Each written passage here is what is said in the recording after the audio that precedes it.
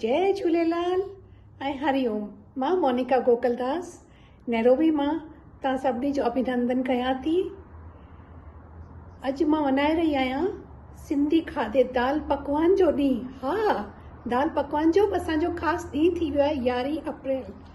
त सिंधी सुठो स्वादिष्ट ऐं सुनहरी खाधो दाल पकवान जे ॾींहुं जूं सभिनी सिंधी भाउरनि भेनरुनि खे लख लख लख लख वाधायूं। सिंधी खाधो खाओ ऐं ॿियनि खे बि खारायो।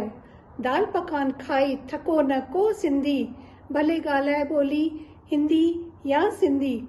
सुहिणी सिझल दाल चश्केदार, मथां मसाला चटपट चटकेदार। वाह वाह वाह।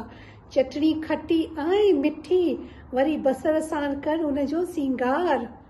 पकान तरियल गोल गोल करारो, खाईंदो हर कोई सिंधी दिल वारो। खाईंदो हर कोई सिंधी दिल वारो। जंहिं न खाधो सिंधी खाधो, उन भला स्वाद खे छा सुञातो आहे की न।